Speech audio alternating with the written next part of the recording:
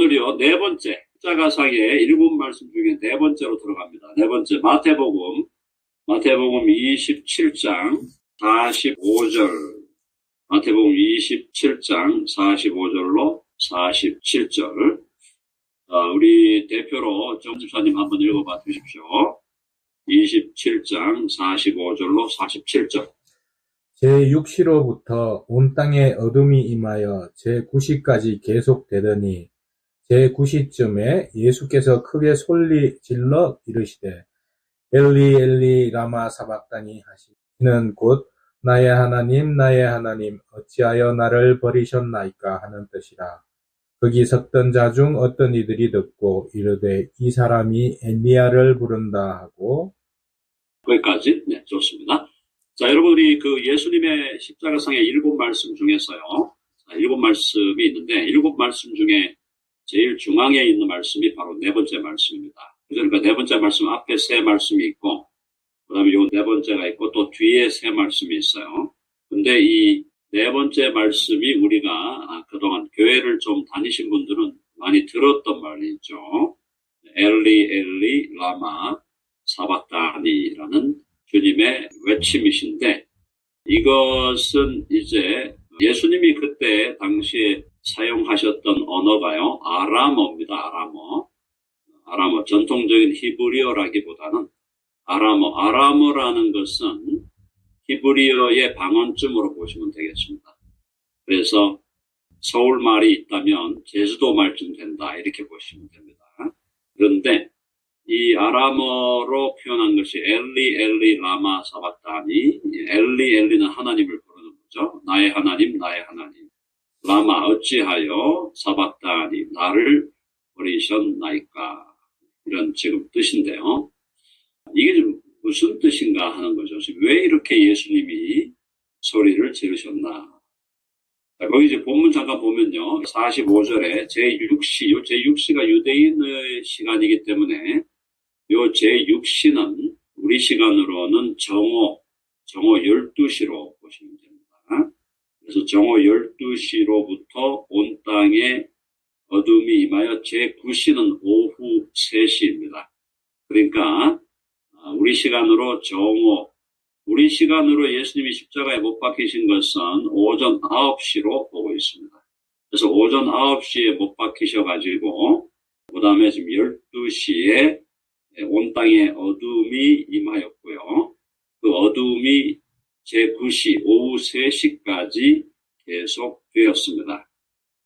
그래서 제9시쯤 오후 3시쯤에 예수께서 크게 소리질러 이르시되 엘리 라마 사박다니 하시니 이는 곧 나의 하나님 어찌하여 나를 버리셨나이까 하는 뜻이라. 자, 왜 소리 지르셨을까요?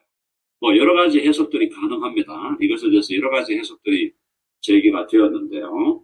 1차적으로는 나의 하나님 어째 나를 버리셨나이까 라는 이 말이, 사실은 예수님이 어떤 말씀을 하시든 간에 예수님은 항상 구약을 배경으로 말씀하고 계시죠. 구약에서 예수님에 대하여 예언되었거나 아니면 구약의 그림자와 모형과 예표로 드러났던 것들을 예수님은 성취하시고 실체로 드러내는 그런 말씀과 행동을 하셨는데요. 시편 22편에 한번 가볼까요? 시편 22편에 가보면 1절이죠. 다윗이 아주 고난을 당하는 상황에서 다윗이 노래한 내용 중에 22장 1절이 사실은 예수님이 하신 말씀을 그대로 하고 있죠. 내 하나님이여 어찌 나를 버리셨나이까. 이렇게 지금 다윗이 노래하고 있습니다. 다윗의 이 호소의 노래인데요.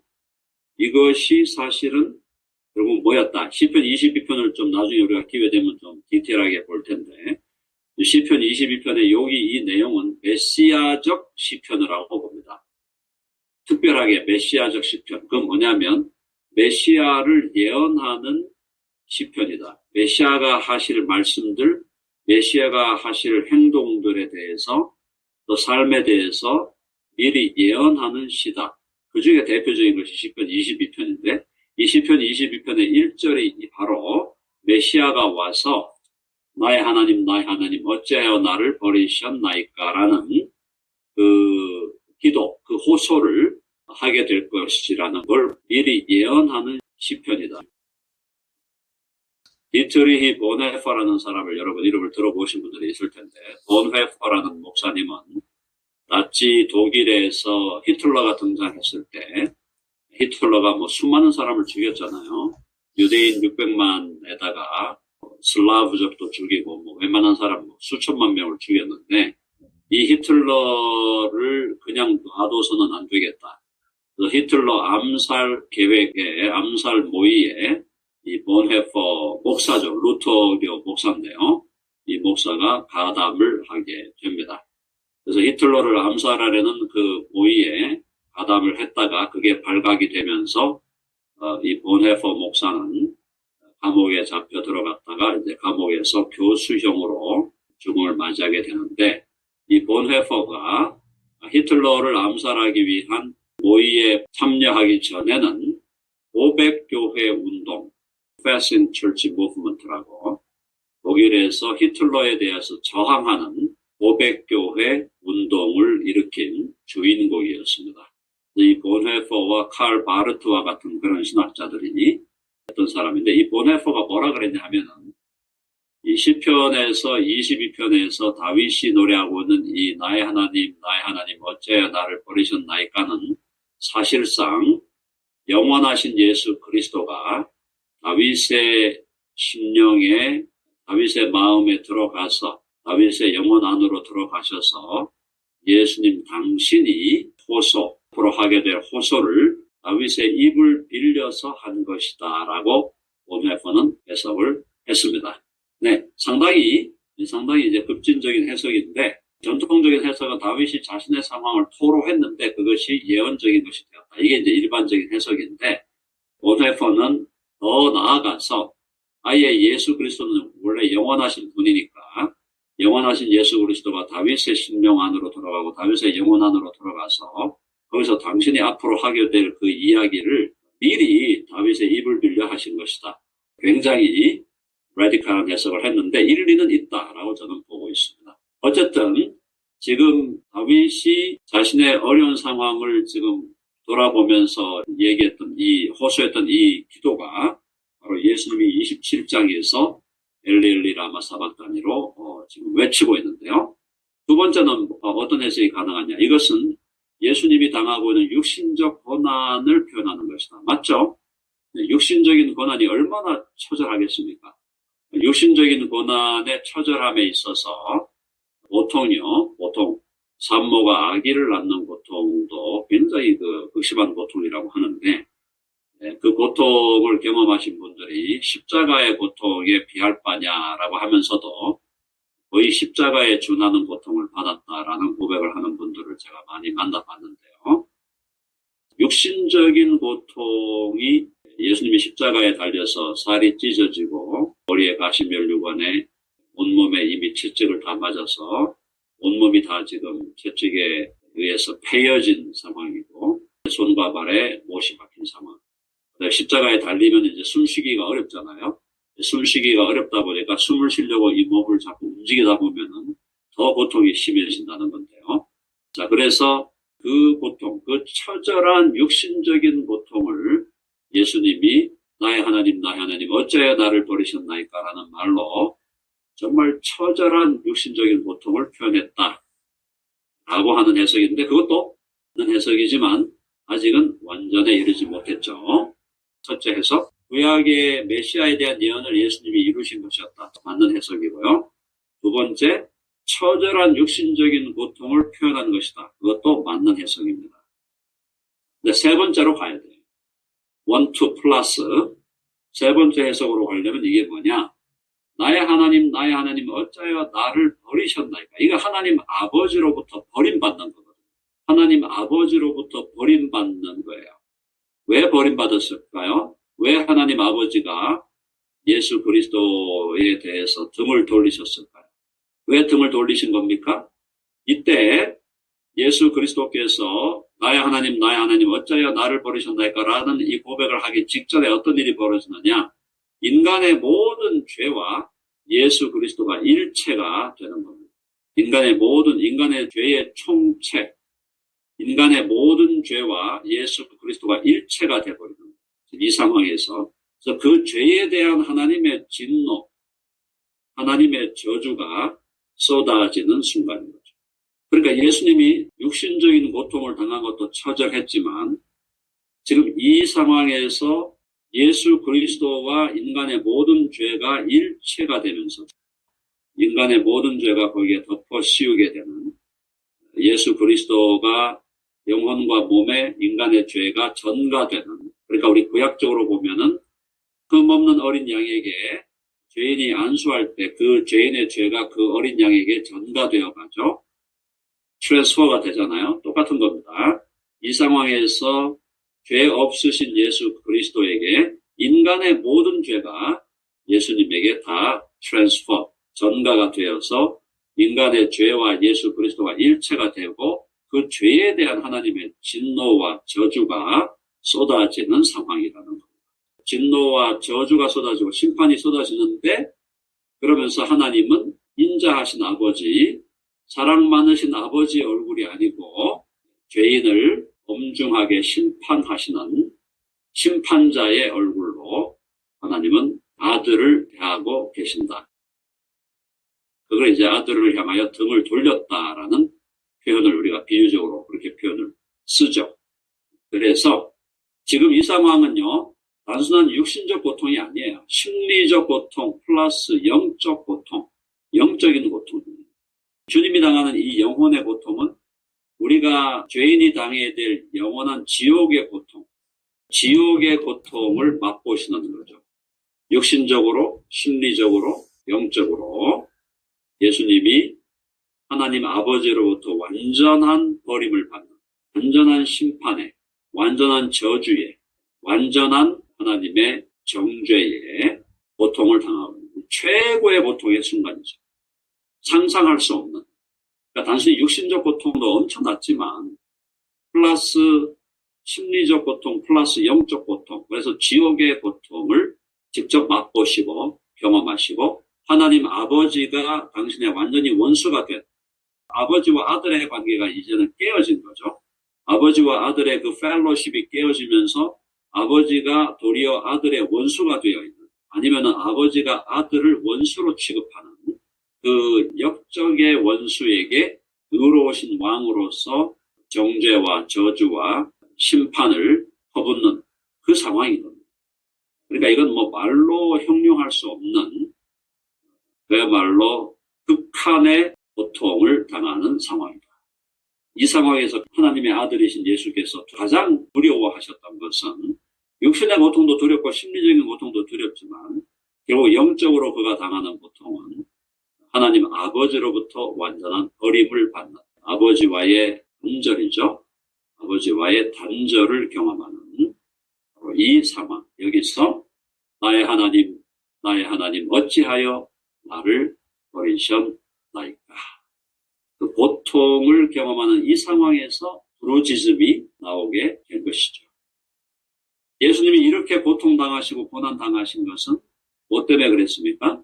바로 저와 여러분들의 죄의 삭슬, 죄의 대가를 지불하기 위해서. 대속의 죽음이죠. 대속의 죽음. 저와 여러분의 죄를 대신 속하기 위하여 우리가 당해야 할 하나님의 저주와 하나님의 진노를 예수님이 십자가에서 대신 받으신 것이다.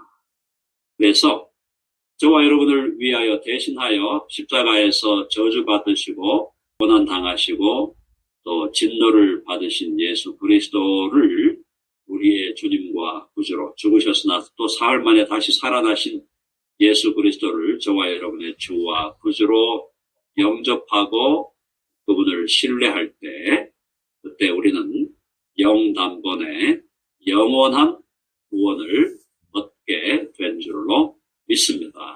그럼 아멘 하시죠? 이게 순수복음이에요. 이게 순복음교회에서 말하는 순복음이 아니고 순수한 복음, 정말 순수한 복음이 뭐냐? 예수 그리스도의 십자가의 대속, 그분의 그 대속의 죽음으로, 그리고 그 삶 안에 또 죽음으로 우리 이제 구원이 완료된 거죠. 완성된 건데, 그분의 그 구원의 완성이 논리적인 필연적 결과가 부활이었죠. 그래서 주님의 십자가와 부활을, 십자가에서 죽으시고 부활하신 예수 그리스도를 우리들의 주님으로, 구주로 영접하고 인격적으로 믿고 신뢰할 때에 우리의 구원은 영단번에 once and for all 영원히 확정된다라는 것이 복음의 핵심입니다. 자, 한번 해봅시다. 구원이 영단번에 확정된다. 아멘 하십니까? 그러므로 저와 여러분이 오늘 혹시 잠시 밖에 나갔다가 교통사고가 나서 우리가 죽게 되더라도요, 우리는 지금 당장 주님 앞으로 올려져 가고, 우리는 죽음 이후에 바로 우리의 구원자 되신 예수 그리스도를 만나게 되는 것입니다. 그걸 확신하며 사는 거예요. 사고 나지 않도록 조심해야죠. 사고 나도록 조심하지 말라는 게 아닙니다. 사고 나지 않도록 조심해야죠. 그러나 조심해도 갑자기 누가 와서 우리를 쳐서 죽을 수 있다는 얘기죠. 우리의 죽음에 대한 두려움, 죽음에 대한 공포, 이런 것들에서 우리는 이미 벗어난 사람들이다. 그래서 예수 그리스도를 참되게 믿는 사람들이야말로 영어로 risk taking이 뭐예요? 모험을 감행하는 사람들. 모험을 감행하는 사람들. 그래서 두려움 없이 담대하게 하나님을 위하여 담을 넘는 사람들이 바로 우리들이다. 생각하시고, 예수님을 믿는 사람들은 어디 가가지고 어디 뭐 산속에 절 같은 데 가가지고 도 닦고 하는 사람들이 아닙니다. 예수님이 어디 가서 도 닦는다고 시간 보냈습니까? 예수님께 무슨 도 닦는 시간이 있었습니까? 아침에 새벽에 일어나 기도하시고 밤에 기도하신 것 외에는 하루 종일 길거리에서, 시장에서, 집에서, 매당에서 사람들을 만나느라 하루 종일을 예수님 피곤하게 보내신 분이에요. 그 예수님의 상황을 우리가 본다면 어디 조용한 데 가서 요양하면서 크루즈나 타고 다니고, 이거 우리 그리스도의 삶이 아니에요. 많은 사람들이 은퇴하면은 뭐 크루즈나 타고 다니고 뭐 세계 일주나 하러 다니지. 예수님 믿는 사람이 그런 생활을 하고 다닌다. 뭐 몇 개월 한다는 거는 용서할 수 있습니다만은 남은 생애를 그렇게 살아간다. 예수 안 믿는 사람일 가능성이 상당히 높다고 저는 보고 있습니다. 어떻게 예수 믿는 사람이 그런 삶을 살아갈 수가 있습니까? 안 되는 겁니다. 예수 믿는 사람의 삶은 예수님과 닮아야 되고 바울과 닮아야 돼요. 미친 듯이 살지 않습니까? 미친 듯이 살아요. 정신이 나갔다 할 정도로 산 사람이 예수님이고 바울이에요. 그 얘기를 제가 드리는 이유는 우리의 삶의 모습은 달라야 된다. 예수를 믿지 않는 사람이, 예수님 안 믿는 사람이 은퇴했다고 저리 돌아다니고 이리 돌아다닌다고 우리도 그렇게 살면 안 된다, 이 말씀이에요. 제대로 우리는 살아가야 된다. 네, 그래서 오늘 우리가 함께 주 앞에서 묵상할 것은 나를 위해서 내가 당해야 될, 내가 지옥에서 겪었어야 할 이 저주와 고통과 심판과 진노를 예수님이 다 당해 주셨구나. 그래서 우리가 고백하는 거 뭐죠? I am free. 그죠? I am free예요. 나 자유 얻었네, 너 자유 얻었네, 우리 자유 얻었네. 그죠? 나 자유 얻었네, 너 자유 얻었네, 우리 자유 얻었네.